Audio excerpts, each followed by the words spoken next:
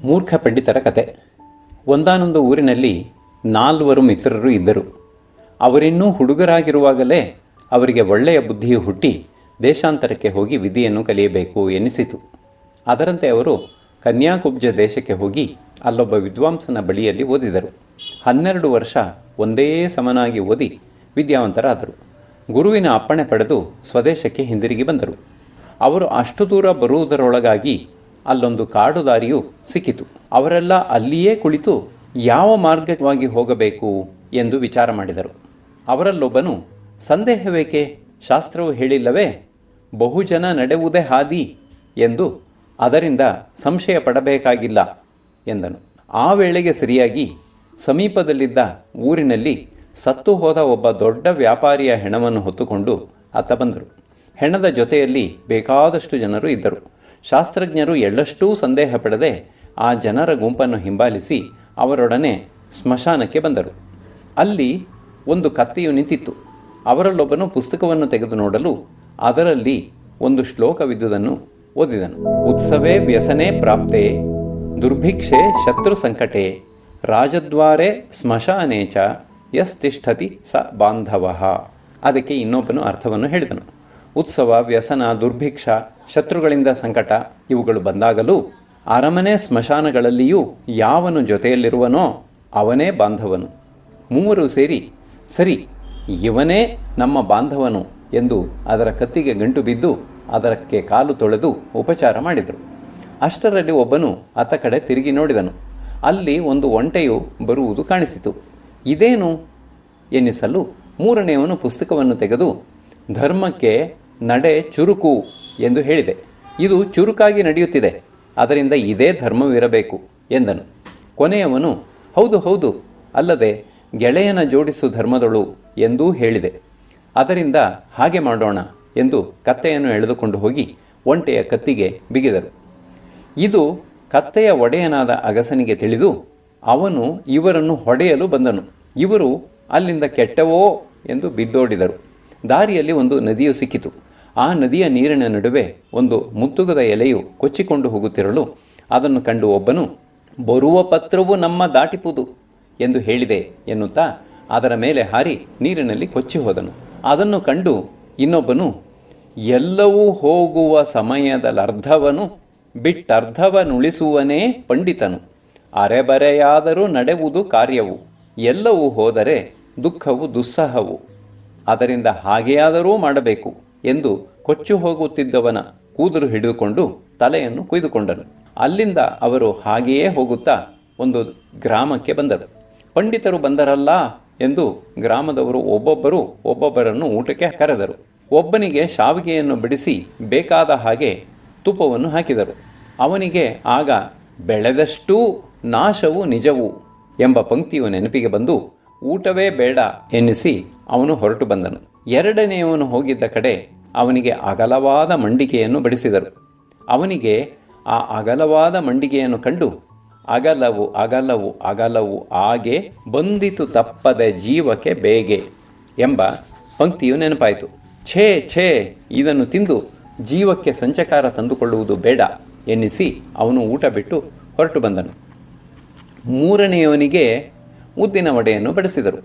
ತೂತಿರುವ ವಡೆಯನ್ನು ಕಂಡು ಅವನಿಗೆ, ತೂತು ತೂತಾದರೆ ನೋಡು, ತಪ್ಪದ ನರ್ಥವು ಅಲ್ಲಿಂದೋಡು ಎಂಬ ಸಾಲು ನೆನಪಾಗಿ ಅಲ್ಲಿಂದ ಓಡಿದನು. ಹೀಗೆ ಮೂವರೂ ಇಟ್ಟಿದ್ದ ಊಟವನ್ನು ಬಿಟ್ಟು ಹಸಿವಿನಿಂದ ಕಂಗೆಟ್ಟು ಎಲ್ಲರಿಂದಲೂ ಹಾಸ್ಯ ಮಾಡಿಸಿಕೊಳ್ಳುತ್ತಾ ಹೇಗೋ ಸ್ವದೇಶಕ್ಕೆ ಬಂದರು.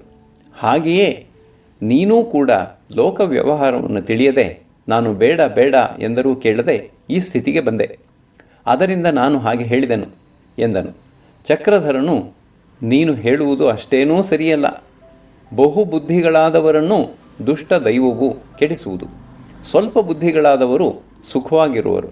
ಕೇಳು, ನೆತ್ತಿಯೊಳು ಶತಬುದ್ಧಿ, ಕರದೊಳು ಸಹಸ್ರ ಬುದ್ಧಿ, ನಾನಾಡುವೆ ನಿರ್ಮಲ ಜಲದಲ್ಲಿ ಬುದ್ಧಿ ಎಂದನು. ಸುವರ್ಣ ಸಿದ್ಧಿಯು ಅದೇನು ಎಂದು ಕೇಳಿದನು. ಅವನು ಹೇಳಿದನು, 3 ಬುದ್ಧಿಗಳ ಕತೆ. ಒಂದಾನೊಂದು ಕೊಳದಲ್ಲಿ ಶತಬುದ್ಧಿ, ಸಹಸ್ರಬುದ್ಧಿ ಎಂಬ 2 ಮೀನುಗಳು ಇದ್ದವು. ಅವಕ್ಕೆ ಸ್ನೇಹಿತನಾಗಿ ಏಕಬುದ್ಧಿ ಎಂಬ ಒಂದು ಕಪ್ಪೆಯೂ ಇತ್ತು. ಅವು 3 ಕೊಳದ ತೀರಕ್ಕೆ ಬಂದು ಅಷ್ಟು ಹೊತ್ತು ಸುಖವಾಗಿ ಮಾತನಾಡುತ್ತಾ ಸ್ವಲ್ಪ ಹೊತ್ತು ಕುಳಿತಿದ್ದು ಹೋಗುವು. ಹೀಗೆ ಇರುತ್ತಿರಲು ಒಂದು ದಿನ ಬೆಸ್ತರು ಬಲೆಗಳನ್ನೂ ಮೀನಿನ ಬುಟ್ಟಿಗಳನ್ನೂ ಹೊತ್ತುಕೊಂಡು ಸಂಜೆಯ ಸುಮಾರಿನಲ್ಲಿ ಅತ್ತ ಕಡೆ ಬಂದರು. ಅವರು ಆ ಕೊಳವನ್ನು ಕಂಡು, ಇಲ್ಲಿ ಮೀನು ಬೇಕಾದ ಹಾಗೆ ಇದೆ, ನೀರು ಕೊಂಚವೇ ಇದೆ, ನಾಳೆ ಬೆಳಗ್ಗೆ ಇಲ್ಲಿಗೇ ಬರೋಣ ಎಂದು ಮಾತನಾಡಿಕೊಂಡು ಹೋದರು. ಅದನ್ನು ಕೇಳಿ ಮೀನುಗಳು ಇನ್ನೇನು ಗತಿ ಎಂದು ಹೆದರಿದವು. ಕಪ್ಪೆಯು ಸ್ನೇಹಿತರನ್ನು ಕರೆದು, ಬೆಸ್ತರು ಹೇಳಿದುದನ್ನು ಕೇಳಿದಿರಾ? ಮುಂದೇನು ಮಾಡಬೇಕು ಎಂದಿರುವಿರಿ? ಓಡಿ ಹೋಗುವುದೇ ಸರಿ ಎನಿಸುತ್ತದೆ. ನೀವೆಲ್ಲ ಯೋಚನೆ ಮಾಡಿ ಏನು ಮಾಡಬೇಕೋ ಹೇಳಿ ಎಂದಿತು. ಸಹಸ್ರಬುದ್ಧಿಯು, ಮಿತ್ರ, ಹೆದರಬೇಡ, ಮಾತಿಗೆ ಭೀತಿಪಟ್ಟರೆ ಹೇಗೆ? ಕೇಳಿಲ್ಲವೇ?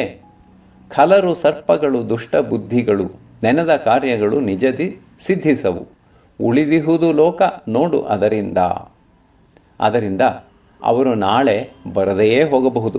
ಹಾಗೆ ಬಂದರೂ ನನ್ನ ಬುದ್ಧಿಯ ಬಲದಿಂದ ನಿನ್ನನ್ನು ಕಾಪಾಡುವೆನು ಎಂದಿತು. ಶತಬುದ್ಧಿಯೂ ಅದನ್ನೇ ಒಪ್ಪಿತು, ಮತ್ತೂ ಹೇಳಿತು, ಕೇಳಿಲ್ಲವೇ? ಬುದ್ಧಿವಂತಗೆ ಸಿದ್ಧಿಸದ ಕಾರ್ಯವಿಲ್ಲ, ಕತ್ತಿಯನ್ನು ಹಿಡಿದಿದ್ದ ನಂದರೆಲ್ಲ ಚಾಣಕ್ಯ ಬುದ್ಧಿಗೆ ತುತ್ತಾದರಲ್ಲ. ಅಲ್ಲದೆ ಸೂರ್ಯನ ಕಿರಣಗಳಾಡದೆಡೆ ಗಾಳಿಯು ಸುಳಿಯದೆಡೆ ಫಲಿಸುವುದು ಧೀಮಂತರ ಬುದ್ಧಿಯು ತಪ್ಪದೆ ನೋಡುವಡೆ.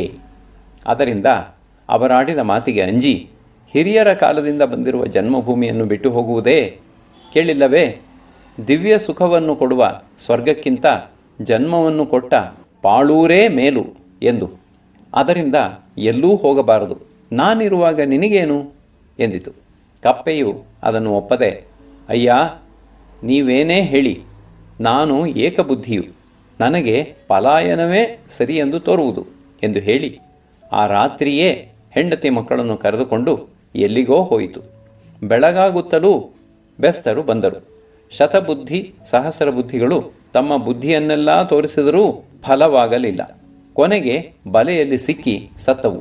ಒಬ್ಬನು ಶತಬುದ್ಧಿಯನ್ನು ತಲೆಯ ಮೇಲೆ ಹೊತ್ತುಕೊಂಡನು, ಇನ್ನೊಬ್ಬನು ಸಹಸ್ರಬುದ್ಧಿಯನ್ನು ಕೈಯಲ್ಲಿ ಹಿಡಿದುಕೊಂಡನು. ಅವರು ಹೋಗುತ್ತಿದ್ದಾಗ ಕಪ್ಪೆಯು ಹೆಂಡತಿಯನ್ನು ಕರೆದು ನೋಡು ಎಂದು ತೋರಿಸಿತು. ಅದರಿಂದ ಹಾಗೆ ಹೇಳಿದನು ಎಂದನು.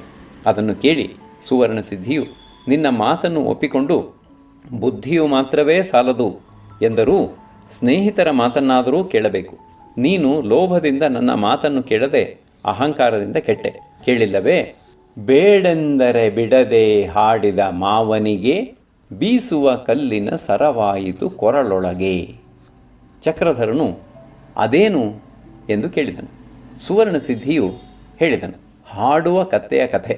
ಒಂದೂರಿನಲ್ಲಿ ಒಂದು ಕತ್ತೆ ಇತ್ತು. ಅದು ಹಗಲು ಹೊತ್ತು ಅಗಸನ ಮನೆಯಲ್ಲಿ ಭಾರಗಳನ್ನು ಹೊರುವುದು, ರಾತ್ರಿಯ ಹೊತ್ತು ಮನ ಬಂದಂತೆ ಅಲಿಯುವುದು, ಮತ್ತೆ ಬೆಳಗಾಗುತ್ತಲೂ ಅಗಸನ ಮನೆಗೆ ಬಂದು ಬಿಡುವುದು.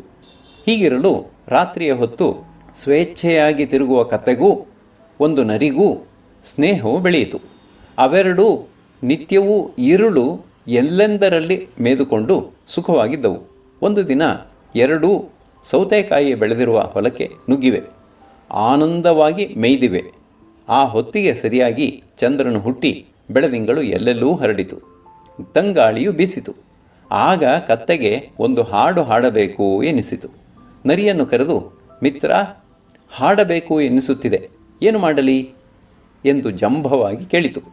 ಅದಕ್ಕೆ ಆ ನರಿಯು, ಮಾವ, ಬಾಯಿ ಬಿಟ್ಟಿಯೇ ಕದಿಯುವುದಕ್ಕೆ ಬಂದವರು ಬಾಯಿ ಹೊಲೆದುಕೊಂಡಿರಬೇಕು, ಅಲ್ಲದೆ ನಿನ್ನ ಸ್ವರವೂ ಚೆನ್ನಾಗಿಲ್ಲ. ನೀನು ಕೂಗಿದರೆ ದೂರದಲ್ಲಿದ್ದವರಿಗೂ ಕೇಳಿಸಿ ನಿನ್ನ ಕೆಲಸವೂ ಮುಗಿಯುವುದು. ಸುಮ್ಮನಿದ್ದು ಬೇಕಾದಷ್ಟು ತಿಂದು ಹೋಗೋಣ ಎಂದು ಎಷ್ಟೋ ಹೇಳಿತು. ಕತ್ತೆಯು ಅದನ್ನು ಕೇಳಿ, ಎಷ್ಟೇ ಆಗಲಿ ನೀನು ಕಾಡಿನ ಜಂತು, ನಿನಗೆ ಸಂಗೀತದ ಸೊಗಸು ಏನು ಗೊತ್ತು? ಕತ್ತಲನು ಚಂದ್ರಿಕೆಯು ದೂಡಿದಂದು ಪ್ರಿಯಜನರು ಪ್ರೀತಿಯಂ ಸೇರಿದಂದು ಸಂಗೀತ ಕೇಳದಿರೆ ಧನ್ಯರೆಂತು ಎಂದಿತು. ನರಿಯು, ಮಾವ, ಅದಿರಲಿ, ನಿನಗೆ ಸಂಗೀತವೇನು ಗೊತ್ತು? ಸುಮ್ಮನೆ ಅರಚುವೆ, ಅದರಿಂದ ನಮ್ಮ ಕೆಲಸವು ಕೆಡುವುದು, ಅಷ್ಟೇ ಫಲ ಎಂದಿತು. ಕತ್ತೆಗೆ ಕೋಪ ಬಂದು, ನನಗೆ ಸಂಗೀತವು ತಿಳಿಯದೆ ಸಪ್ತ ಸ್ವರಗಳು, ತಾಳಗಳು 49, 63 ರಾಗಗಳು. ಭರತ ಮುನಿಯು ಇದರ ಕರ್ತೃ, ಇನ್ನೇನು ಬೇಕು ಕೇಳು ಎಂದು ಗದರಿಸಿತು. ನರಿಯು, ಹಾಗಾದರೆ ಮಾವ, ನಾನು ಕಾವಲಿನವನು ಬರುವುದನ್ನು ನೋಡಿಕೊಳ್ಳುತ್ತಾ ದೂರದಲ್ಲಿ ಕಾಯ್ದುಕೊಂಡಿರುವೆನು, ನಿನಗೆ ತೋರಿದ ಹಾಗೆ ಹಾಡಿಕೋ ಎಂದು ತಾನು ದೂರವಾಗಿ ಹೋಯಿತು. ಕತ್ತೆಯೂ ಹಾಡಿತು. ಅದನ್ನು ಕೇಳಿ ಹೊಲದ ಯಜಮಾನನು ದೊಣ್ಣೆಯನ್ನು ಎತ್ತಿಕೊಂಡು ಬಂದು ಅದನ್ನು ಚೆನ್ನಾಗಿ ಹೊಡೆದು ನೆಲಕ್ಕೆ ಕೆಡವಿ ಒಂದು ಬೀಸುವ ಕಲ್ಲನ್ನು ಅದರ ಕತ್ತಿಗೆ ಕಟ್ಟಿದನು. ಕತ್ತೆಯೂ ಒಂದು ಘಳಿಗೆ ನೋವನ್ನು ಅನುಭವಿಸುತ್ತಿದ್ದು ಮತ್ತೆ ಎದ್ದು ಹೊರಟಿತು. ನಾಯಿ ಕತ್ತೆಯು ಕುದರೆ ಎಲ್ಲಕ್ಕಿಂತಲೂ ಕತ್ತೆ, ಹೊಡೆದ ಏಟಿನ ನೋವ ಕಳೆದು ಕೊಂಬು ಕೂಡಲೇ. ನರಿಯು ದೂರದಿಂದ ಅದನ್ನು ನೋಡಿ ಹೇಳಿತು, ಬೇಡೆಂದರೆ ಬಿಡದೆ ಹಾಡಿದ ಮಾವನಿಗೆ ಬೀಸುವ ಕಲ್ಲಿನ ಸರವಾಯಿತು ಕೊರಳೊಳಗೆ. ನೀನೂ ಹಾಗೆಯೇ ಹೇಳಿದ ಮಾತು ಕೇಳದೆ ಹೀಗಾದೆ ಎನ್ನಲು ಚಕ್ರಧರನು, ಹೌದು ಹೌದು, ಕೇಳಿಲ್ಲವೇ, ತನಗಮ್ಮತಿಯಿಲ್ಲದೆ ಮಿತ್ರನ ನುಡಿ ಕೇಳದೆ ನಡೆದರೆ ಮರಣವೇ ಫಲ ಮಂಥರಗಾದಂತೆ ಎಂದನು. ಸುವರ್ಣ ಸಿದ್ಧಿಯು ಕೇಳಿದನು, ಅದೆಂತೂ? ಚಕ್ರಧರನು ಹೇಳಿದನು, ಮಂಥರನ ಕತೆ. ಒಂದೂರಿನಲ್ಲಿ ಮಂಥರನೆಂಬ ನೇಯ್ಗೆಯವನು ಇದ್ದನು.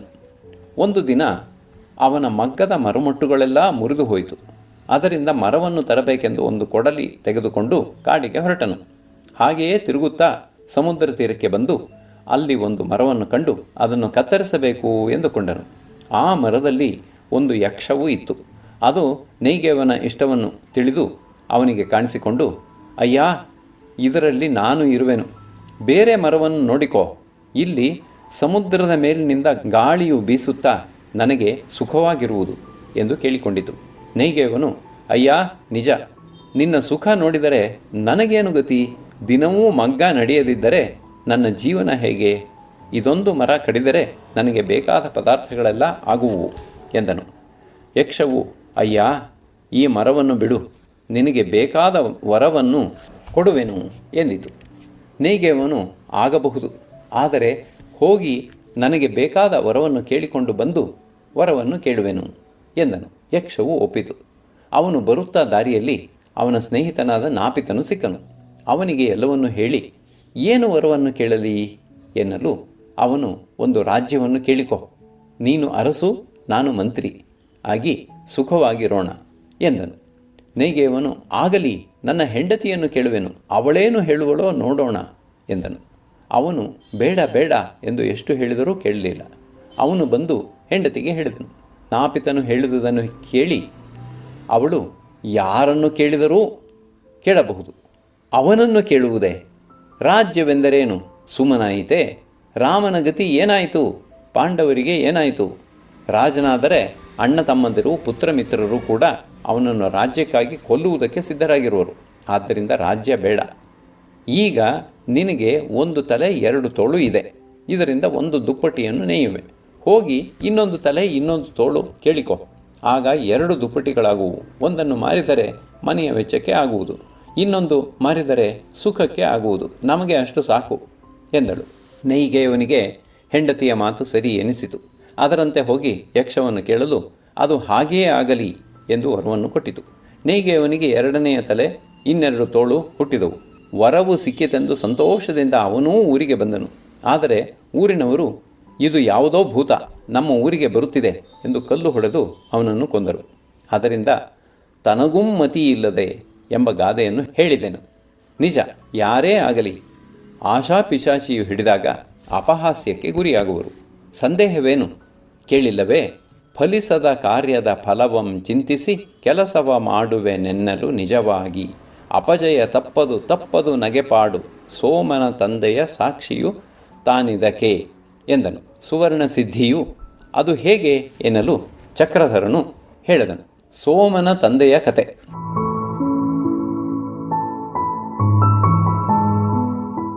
ಒಂದೂರಿನಲ್ಲಿ ಒಬ್ಬ ಬಡವನು ಇದ್ದನು. ಅವನು ದಿನವೂ ತಿರುಪೆಗೆ ಹೋಗಿ ಹಿಟ್ಟನ್ನು ತರುವನು. ತನ್ನ ಹೊಟ್ಟೆಗೆ ಆಗಿ ಉಳಿದುದನ್ನು ಒಂದು ಮಡಿಕೆಯಲ್ಲೇ ಹಾಕಿ ತಾನು ಮಲಗುವ ಕಡೆ ಒಂದು ಗೂಟಕ್ಕೆ ನೇತು ಹಾಕಿದ್ದನು. ಅದನ್ನು ಆಗಾಗ ನೋಡುತ್ತಿದ್ದರೆ ಅವನಿಗೆ ಏನೋ ಒಂದು ಸಂತೋಷ.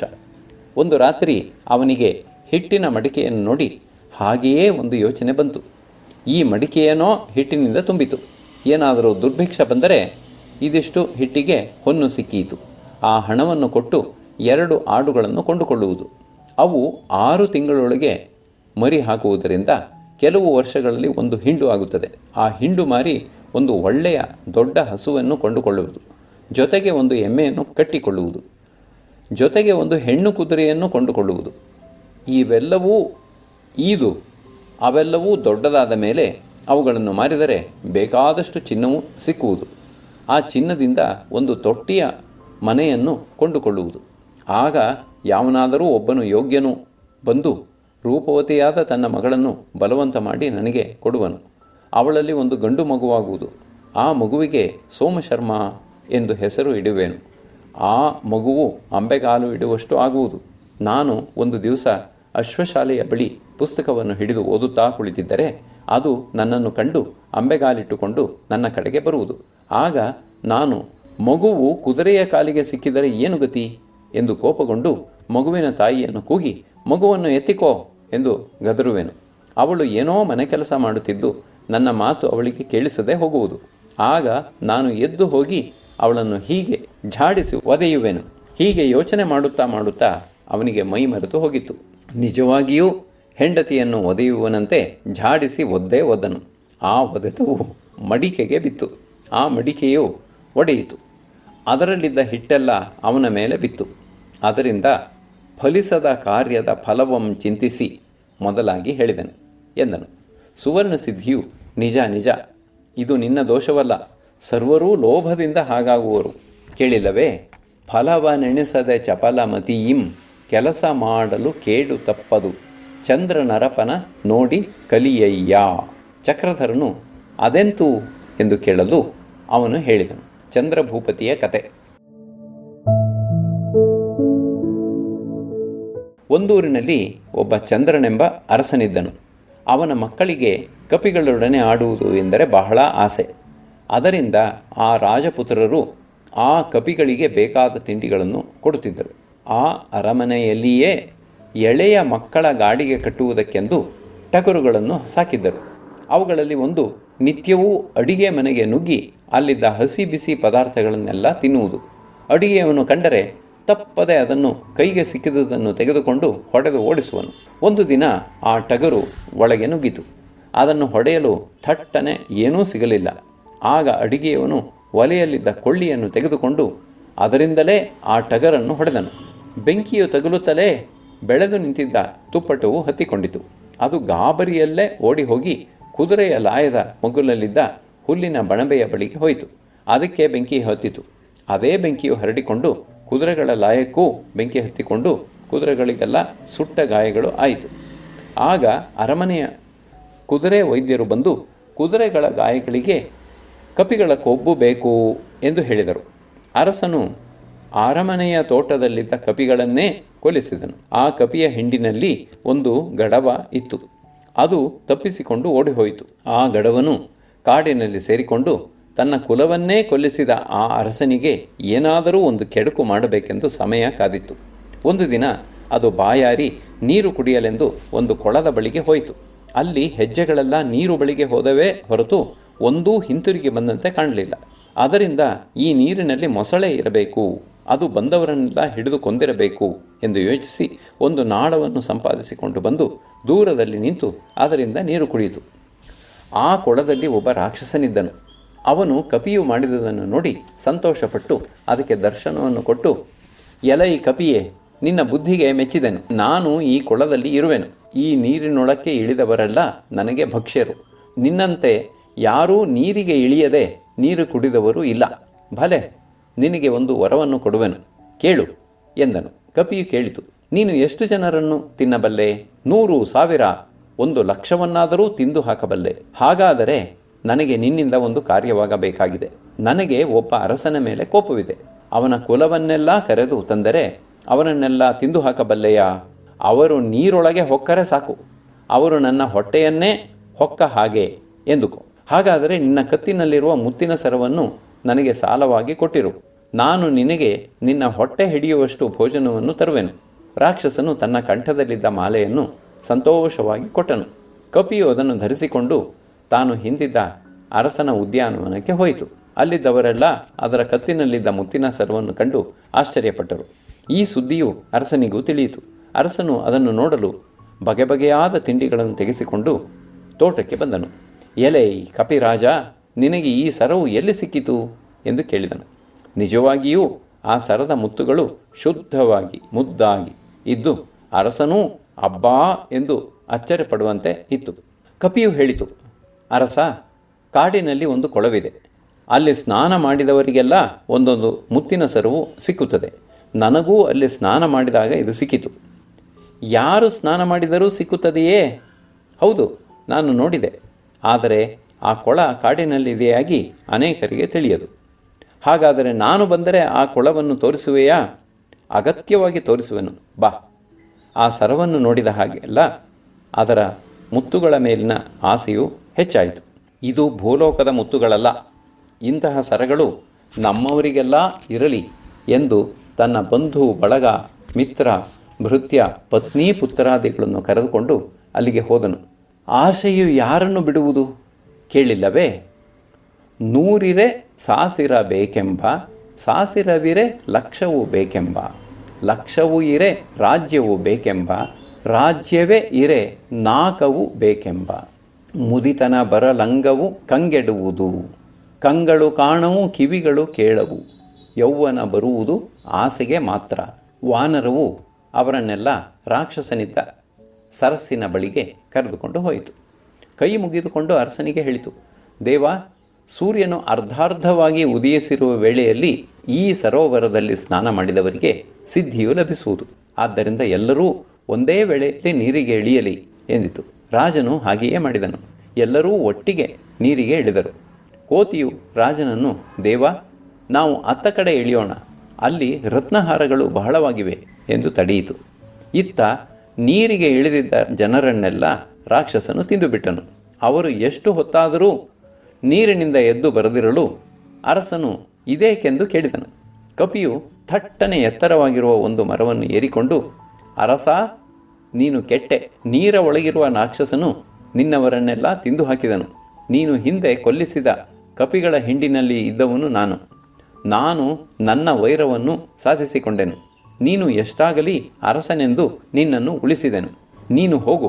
ನಿನ್ನ ಹಿಂಸೆಗೆ ನಾನು ಪ್ರತಿಹಿಂಸೆ ಮಾಡಿದೆನು. ದುಷ್ಟನಿಗೆ ದುಷ್ಟನೇ ಆದರೆ ತಪ್ಪೇನು?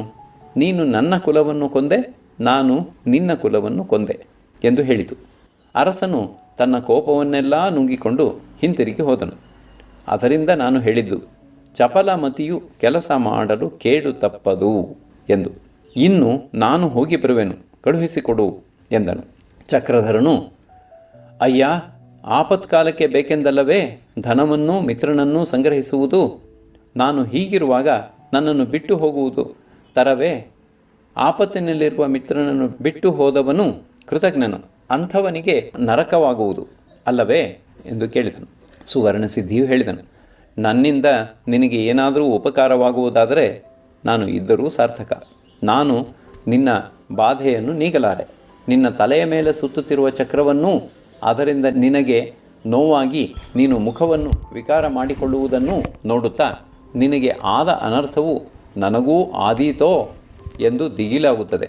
ಅದರಿಂದ ಕೇಳಿಲ್ಲವೇ, ಮುಸುಡಿ ನೋಡಲು ತಿಳಿಯದೆ ನಿಜ ವಿಕಾಲವು ಹಿಡಿದಿದೆ, ದಿಟವ ಹೇಳುವೆ ತಿಳಿದುಕೋ, ಓಡಿ ಗೆದ್ದವ ಬದುಕಿದ. ಚಕ್ರಧರನು ಅದೇನು ಎಂದು ಕೇಳಿದನು. ಅವನು ಹೇಳಿದನು, ವಿಕಾಲನ ಕಥೆ.